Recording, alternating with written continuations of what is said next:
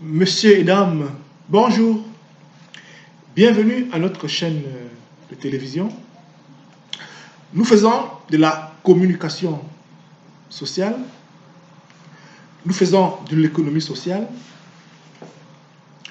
nous faisons du développement durable et nous faisons du commerce équitable. Et le thème de notre conférence ce matin, c'est formation, école, éducation en Afrique post-pandémie 2019. Formation, école, éducation en Afrique post-pandémie Covid 2019. Chers messieurs et dames,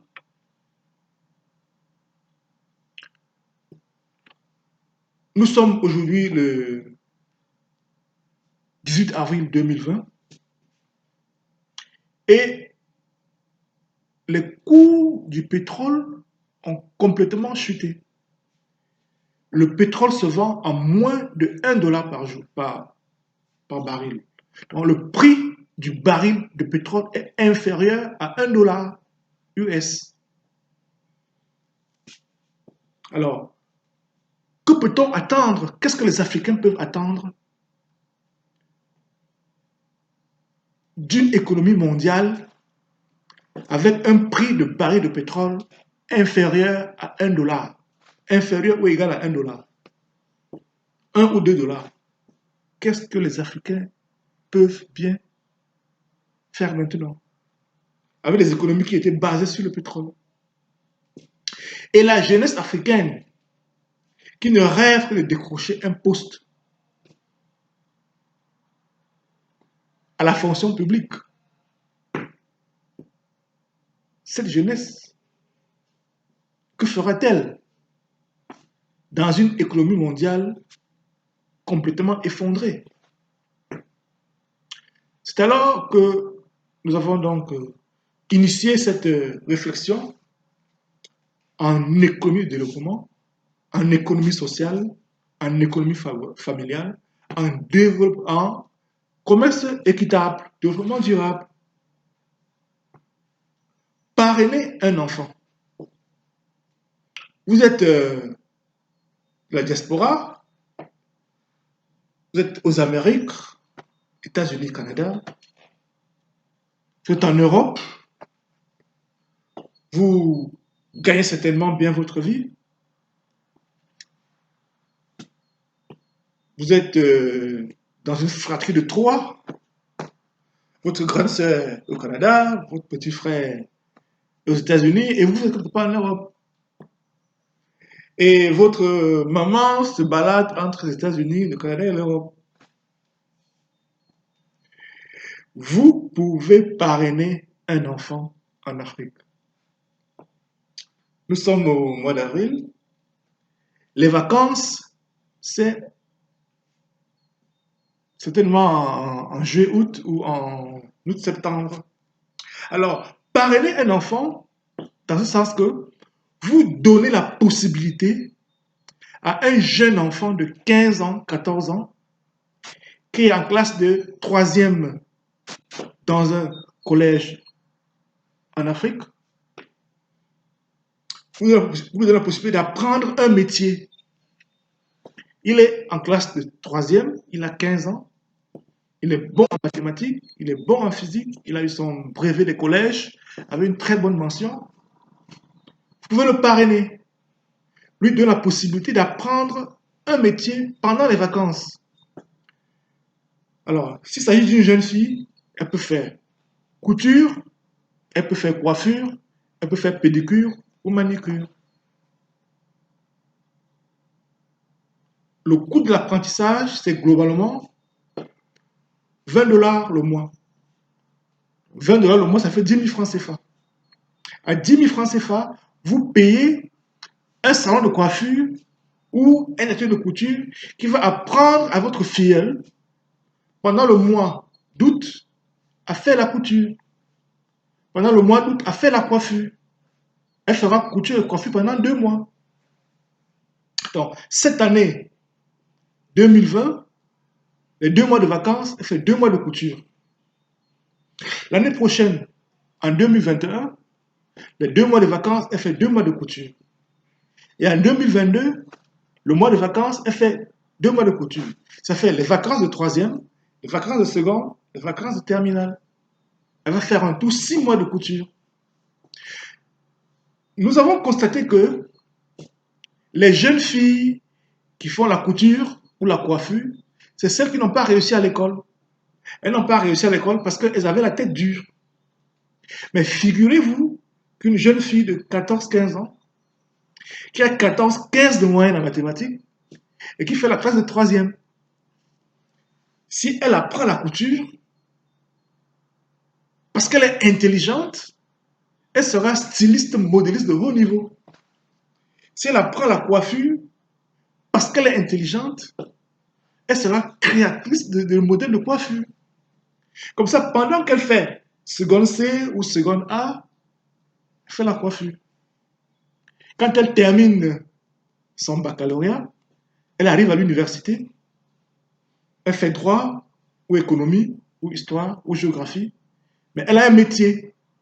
Elle sait coudre, elle sait coiffer, elle peut aller à l'université le matin et le soir, elle coupe pendant 1 heure ou 2 heures de temps. Elle peut aller à l'université le matin, le soir, elle coiffe pendant 1 heure ou 2 heures de temps. Voilà pour les jeunes filles. Pour les jeunes garçons, vous parrainez un jeune garçon qui est en classe de troisième, qui a 14-15 ans.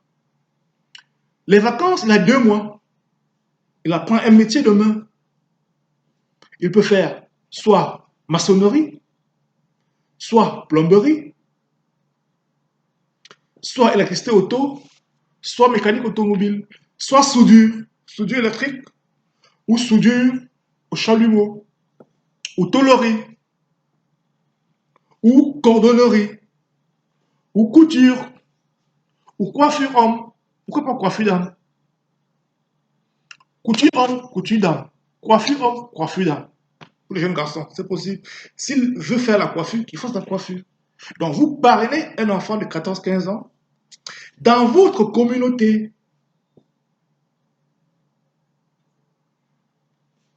1 mois, 20 $.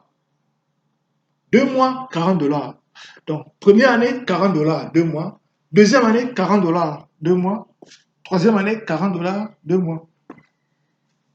Donc, sur 3 ans, ça vous fait 120 $. 120 $, ça fait autour de 100 € que vous utilisez pour parrainer un enfant. Dans votre communauté, le petit coup de gueule, on a vu, on parle du Ndé, le département du Ndé, noblesse, dignité, élégance. On les a vus à Paris, dans les grandes réunions. Alors vous êtes du Ndé, tournez-vous vers vos villages, à l'intérieur de vos villages. Vous êtes à Paris, on a vu votre noblesse, votre dignité et votre élégance. On a vu vos costumes de 10 000 €. On a vu vos chaussures griffées, serties d'or et de diamants à 20 000 €. Mais parrainer un enfant en Afrique, ce serait une très bonne chose. Vous savez, quand c'est bien, il faut dire que c'est bien. Nous allons prendre le cas de l'université Mountain of Fire. Mountain of Fire University of Lagos. Mountain of Fire University of Lagos. Quand vous vous inscrivez à la Mountain of Fire University of Lagos, obligatoirement, vous devez apprendre un métier de main, un métier manuel. Ça veut dire que vous avez terminé vos études secondaires, vous avez fait l'enseignement général. Quand vous vous inscrivez à la Mountain of Fire University of Lagos, qu'est-ce que vous faites? Obligatoirement, vous apprenez un métier de main. Vous choisissez entre la maçonnerie, la soudure, l'électricité, la plomberie, ou la coiffure, la boulangerie, la couture, la cordonnerie. Vous pour faire la cordonnerie et devenir bottier, fabricant de chaussures. Alors, obligatoirement, vous choisissez un métier de main. Obligatoirement. Obligatoirement, vous choisissez un instrument de musique. Vous apprenez à jouer au clavier électrique ou au piano, ou à la guitare électrique, ou à la guitare acoustique, ou au saxophone, ou à la trompette, ou à la clarinette, ou aux différentes guitares. Donc, métier de main, maçonnerie ou menuiserie ou plomberie, obligatoirement instrument de musique. Troisièmement, vous devez apprendre une deuxième langue. Au Nigeria, la langue officielle, c'est l'anglais. Et quand on demande d'apprendre une deuxième langue, cela veut dire que vous apprenez le français ou l'espagnol ou l'italien. Et si vous êtes au Cameroun, en 2020, nous devons considérer que nous avons deux langues obligatoires. Ça veut dire qu'un Camerounais, en 2020, doit parler français et anglais. Français et anglais, c'est deux langues dans une. Donc, un Camerounais doit considérer comme une langue, c'est-à-dire le français et l'anglais. Vous devez parler les deux langues. C'est votre première langue. Vous avez deux premières langues. Si je vais m'exprimer ainsi. Le Camerounais de 2020 doit savoir qu'il a deux premières langues. Ça veut dire que si un Camerounais apprend une deuxième langue, ça veut dire que sa deuxième langue ne peut pas être le français ou l'anglais, parce que le français et l'anglais, c'est déjà ses deux premières langues. Donc sa deuxième langue sera en réalité une troisième langue.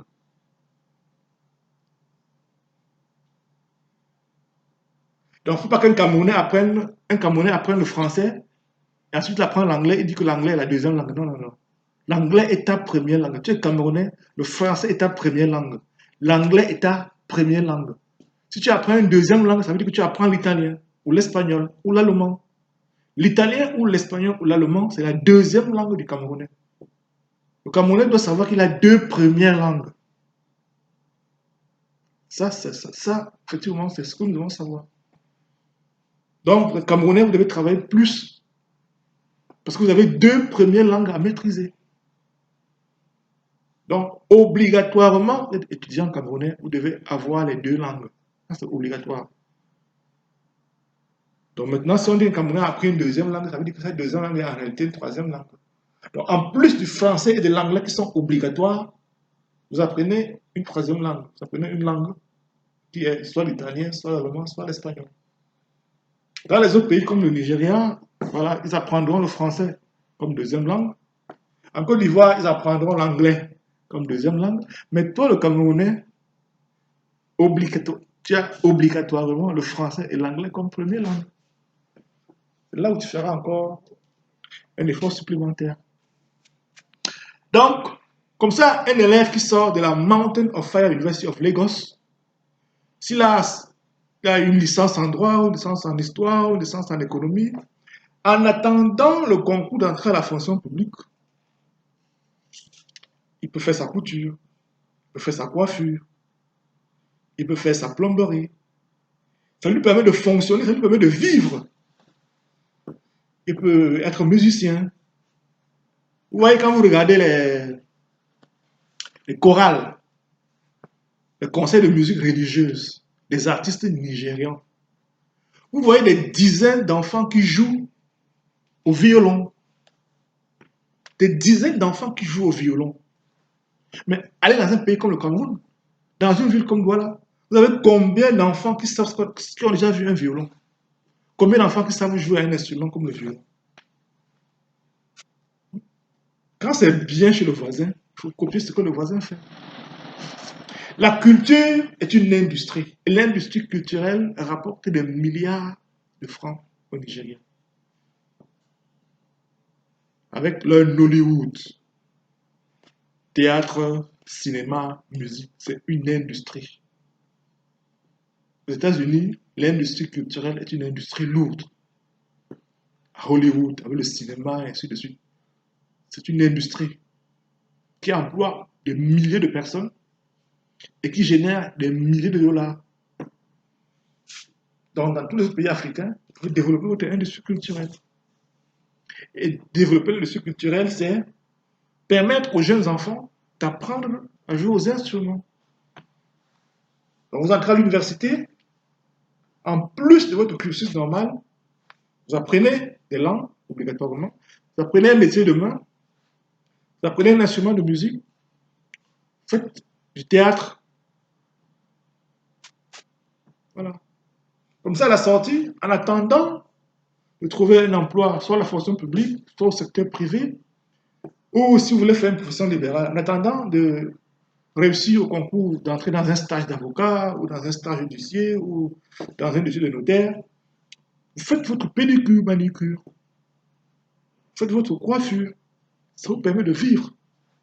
Vous voyez, aujourd'hui, 90% des jeunes qui sortent de l'université dans les pays francophones se retrouvent sur les mototaxis. Ils sont sur les mototaxis parce qu'ils n'ont pas de métier. Parce qu'un jeune homme qui a fait sa maçonnerie et qui s'est posé une brique, ne sera jamais un taxi-moto. On a besoin de lui dans les chantiers. Vous avez fait la plomberie, vous savez passer les tuyaux de plomberie, vous n'irez jamais sur une taxi-moto. Un plombier, c'est un monsieur qui travaille en costume cravate. Que ce soit à Paris, à Londres, à Bruxelles ou à New York, un plombier, c'est un monsieur. Donc voilà. Voilà comment est-ce que nous pouvons nous préparer à affronter cette période post-coronavirus dans la formation et dans l'éducation de la jeunesse africaine. Bien entendu, ne pas oublier les métiers de la terre, agriculture, élevage, pisciculture. Et dans le domaine de l'agriculture, de la pêche et de la pisciculture, nous comptons sur les capitaines d'industrie. Un patron, une plantation. Nous comptons sur les États africains qu'ils favorisent l'accès à la terre.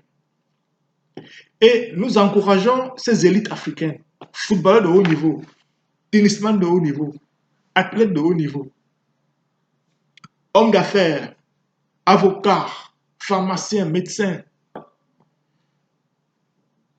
Vous qui êtes milliardaires ou millionnaires, rapprochez-vous de vos communautés culturelles. Négociez avec vos rois coutumiers, vos chefs coutumiers, qu'ils mettent à votre disposition des forêts. Une fois que vous avez négocié avec l'autorité coutumière, prenez contact avec l'autorité administrative, le sous-préfet, le cadastre, le préfet, le gouverneur au niveau de la région, le ministre de l'urbanisme, que officiellement l'État vous délivre une réserve foncière et vous lancez l'agriculture. Et aussi, nous encourageons les États africains, les communes, à mettre à la disposition des agriculteurs et des populations des engins lourds pour les aider à terrasser. Engins lourds chenilles. Après avoir abattu les arbres, il faut terrasser, il faut enlever les racines. Et ça, c'est les engins lourds qui le font. Donc, au niveau des communautés décentralisées, il va falloir mettre à la disposition des engins lourds que les agriculteurs pourraient louer. Vous louez un engin à la journée. On vous dit, l'engin est là, c'est l'engin de l'État. Ce qu'on vous demande, c'est de mettre le carburant. Vous mettez le carburant et vous payez le transport. Il faut un porte-char. Donc, vous louez, on met l'engin à votre disposition et vous payez le porte-char. Le porte-char transporte l'engin et il amène ça à votre plantation. On vous fait les terrassements. Quand c'est fini, le porte-char revient. Vous, en tant que patron, en tant qu'agriculteur, vous vous chargez de la location du porte-char, vous vous chargez de payer le carburant et vous versez quand même, vous versez une maudite somme à la commune qui permettrait de payer ce chauffeur-là. Donc, juste une somme pas très très élevée que vous payerez à la commune. Voilà comment nous pouvons nous en sortir dans cette période de post-coronavirus. Parce qu'il s'agira surtout et surtout de faire du commerce équitable, de faire de l'économie durable et de protéger la nature. Protéger la nature, commerce équitable, développement durable. Voilà. Nous vous remercions d'avoir écouté cette conférence et nous attendons vos remarques et vos suggestions en commentaire. Bien, nous vous remercions.